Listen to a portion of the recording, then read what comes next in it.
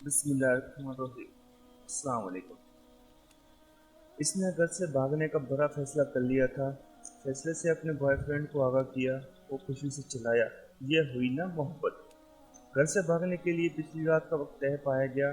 वो चोरी छुपे अपने चंद जरूरी कपड़े और छोटी मोटी चीज़ें बैग में पैक करके मुकर्रर का वक्त बेचैनी से इंतज़ार करने लगी। इस दौरान बॉयफ्रेंड की कॉल आ गई। कहने लगा, माँ ने कोई जेवर शेवर भी बनाया होगा, वो भी हाथ में कर लो, मुश्किल वक्त में काम आएगा। अच्छा, कुछ करती हूँ। इसे पता था कि माँ ने इसके लिए सोने के जेवर बना रखे हैं। वो माँ के कमरे से जेवरात निकालने की तरकीब सोचने लगी। वक्त बहुत कम था, तो जैसे ही माँ के कमरे की तरफ बढ़ी, माँ कमरे का दरवाज़ा खोलकर बाहर आ गई। एक लम्हे के लिए वो माँ को सामने देखकर सकते में चली गई। मेरी शहजादी, इतनी रात के तुम जागती फिरती हो? वो ये तैयार होकर कहाँ जा रही हो? वो बता ही नहीं रही थी। रात लेट फ़ोन आया था, यूनिवर्सिटी वालों ने इमरजेंसी कुछ काम से बुलाया है। मेरी कुछ दोस्त भी जा रही हैं। आप सो रही थी, डिस्टर्ब ना हो इसलिए आपको इस वक्त नहीं बताया। उसने खुद को संभालते हुए झूठ घर दिया था।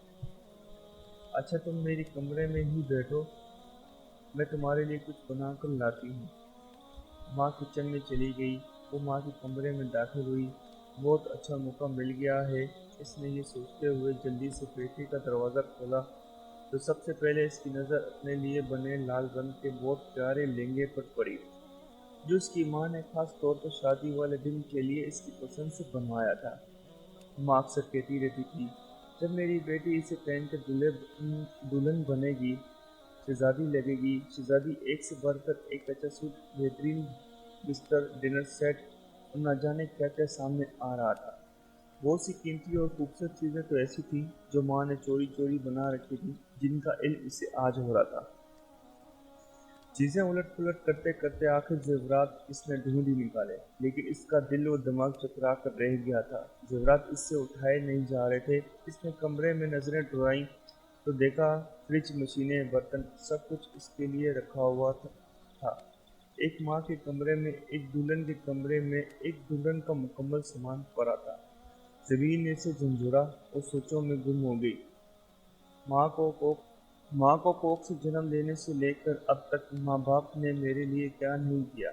खाना पीना, पहनावा, पढ़ाई लिखाई, छोटी बड़ी सब ख्वाहिशात अपने खून पसीना एक एक करके सब अधूरा पूरा किया। मेरे अगले घर का सामान तक बना दिया। और मैं बेफेज बेवफा क्या करने जा रही हूँ? मार कर अपने माँ बाप को खुद मरने जा रही हूँ।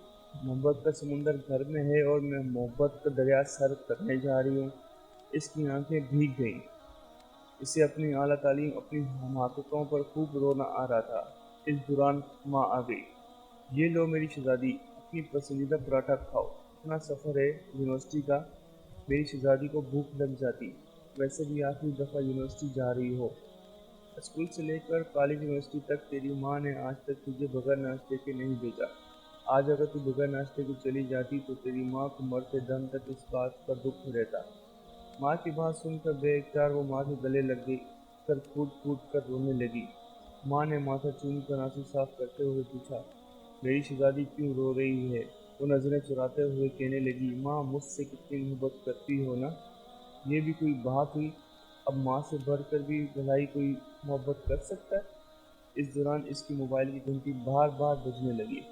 इसने कॉल काटते हुए मैसेज लिखा, सॉरी, मैं नहीं आ सकती और कभी नहीं आ सकती, क्योंकि मुझे मेरी मोहब्बत मेरे घर से ही मिल गई है। ये जो माँ बाप की मोहब्बत होती है ना, ये मोहब्बतों की माँ होती है। मेरे इस चैनल को सब्सक्राइब करें ताकि आप मेरी रोज़ वीडियो को देख सकें। शुक्रिया। अल्लाह हाफिज़।